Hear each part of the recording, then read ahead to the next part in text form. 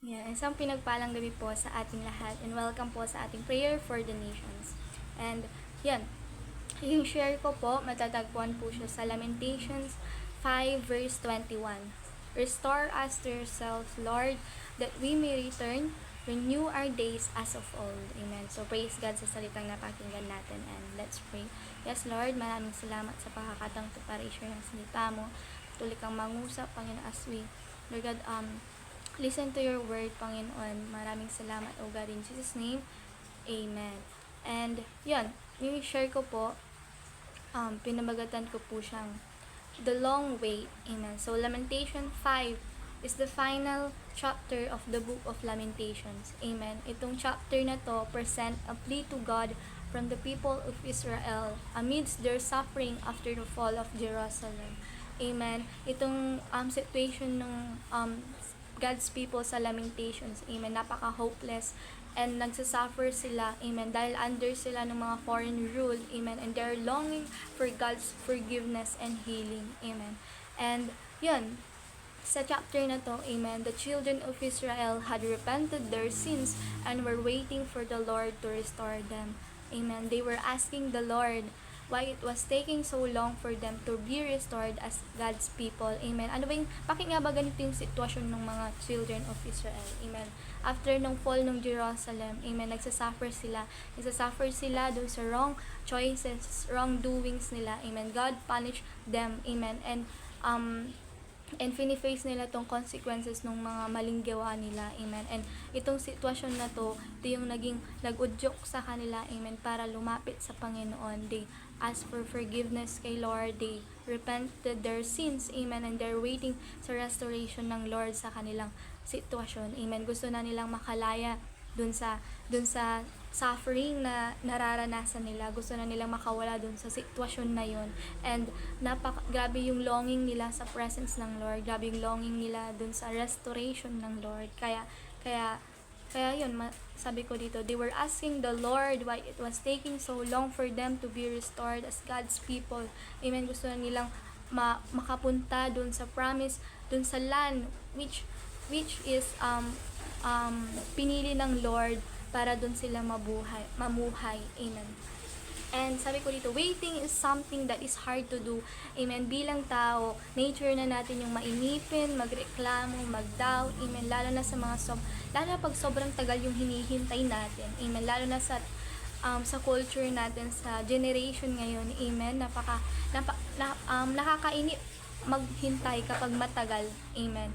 And yun, sabi ko dito, when we pray, don't think that God is like a Jenny. Amen. In a instant, amen, sasagutin ng Lord yung mga prayers natin. Amen. Hindi Jenny si Lord na kung ano yung sinabi mo, yun agad yung gagawin niya. Amen. Amen. And yan, when we pray, amen, we say amen sa end ng prayers natin. Tama? And that simply means, let it be or so be it. Amen. Amen.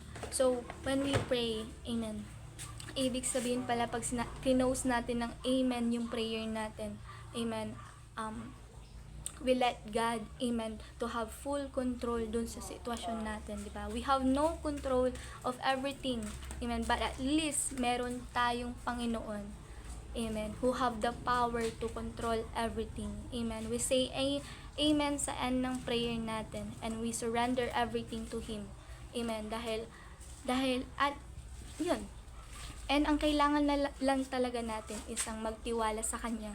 Amen. Kasi yun nga, hindi natin kontrolado ang lahat. Lalo na sa panahon ngayon, di ba? May bagyo, may baha. Amen. Grabe yung ulan. Hindi natin kontrolado ang lahat. And the only thing we can do is to pray and to let God, amen, to take full control everything. Amen. So waiting takes us so long. Amen. But in that waiting, God wants to teach us something we have to learn. Amen. Baka kaya pala pinaghihintay tayo ng Lord. Baka kaya matagal tayong naghihintay kasi gusto ni Lord na matuto tayo. Gusto ni Lord na magkaroon tayo ng learnings dun sa dun sa paghihintay natin. Amen. So, in the waiting, it develops our character. Amen. Yung attitude natin while waiting for God is important for Him. Amen. Dapat, kapag naghihintay tayo, maganda yung character natin. Dapat pag naghihintay tayo, yung attitude natin, amen, hindi yung papangat, hindi yung mainipin, but instead, amen, let us exercise patience, amen, be joyful, and remain obedient to Him as we wait on His promises to us. Amen. Dapat mapagpasensya tayo. Amen. Dapat joyful. Amen. Dapat nagiging obedient pa rin tayo sa Lord. Amen. Habang naghihintay tayo sa promise niya, hindi yung atat na atat tayo tapos wala lang din pala tayong ginagawa. Tama. Yung gusto nating makuha yung prayers natin pero hindi tayo naglilingkod sa Lord, hindi natin ginagawa kung anong kalooban ng Lord. Amen. As we wait sa promise ng Lord, dun sa prayers natin sa Lord, amen, let's serve Him faithfully, lovingly, joyfully. Amen. So, children of Israel asking God, why it was taking so long for them to be restored? Amen. Hindi natin masisisi itong mga Israel. They already asked for forgiveness sa Lord. Nagrepent na sila. They are waiting amen, dun sa restoration na gusto nilang matanggap. Amen. Gusto restoration ng Lord sa buhay nila. Amen. Kawawa naman itong mga Israel na to. But still, amen, we have to wait sa timing ng Lord no matter how long it would take us. Let us wait patiently kasi sigurado the Lord will answer our prayers in His own time, in His own way, and in His own plan. Amen. Let's submit, amen, dun sa timing, dun sa timeline, dun sa plan, dun sa way ni Lord. Amen. As we wait for Him. Amen. God didn't restore them. Amen. In the way that they wanted because He was going to restore them in a much greater way. Baka kaya matagal din yung restoration ng mga children of Israel na to dito sa chapter na to. Kasi greater yung kaparaanan ng Lord kung paano sila i-restore. Amen. Amen. So, naalala ko lang, sabi ni Ate Glenda nung Sunday, amen. Baka kaya matagal kasi special, amen. And nabasa ko din yung post sa Facebook, yung nag-order yung isang customer, pero mas nauna siya dun sa, parang customer 1 siya, tas customer 2, pero nauna siya sa customer 2, pero mas naunang naibigay yung order ng customer 2, amen. Pero yun, and then nung parang article na yun, amen, nabasa natin, ay nakita natin, nabasa ko doon na kaya pala matagal yung binigay yung order nung customer 1 kasi napaka-special. Amen. So, yan, baka hindi pa binibigay ng Lord kasi hinuhulma ka pa. Amen. Baka kaya hindi pa binibigay ng Lord kasi hindi pa natin nare-realize or nakukuha yung lesson na gustong sabihin, gustong mapulot natin dun sa sitwasyon natin. Amen. So, nakita ko rin yung notes ni Ate Glenda sa My Day. Sabi niya dun, lahat ng magagandang bagay ay matagal ang proseso. Amen. Kaya siguro matagal. Amen. Kasi maganda yung product, maganda yung kalalabasan, maganda yung outcome. Amen. So, let's wait patiently, di ba? Ayaw naman natin ng unfinished product, di ba? Diba? Gusto natin yung perfect or gusto natin yung magandang product. Amen. So, kung gusto natin ng magandang product, maghintay tayo. Amen. At i-appreciate natin yung proseso. Amen.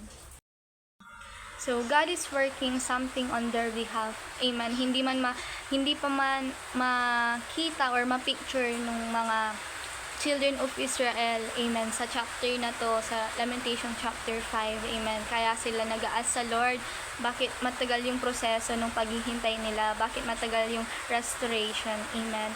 And minsan talaga may mga sitwasyon sa life natin na parang hindi natin maramdaman yung pagkilos ng Lord, amen. Hindi natin maramdaman yung presence ng Lord, yung pagsama ng Lord sa life natin, or yung paggalaw ng Lord, amen, sa sitwasyon natin, amen.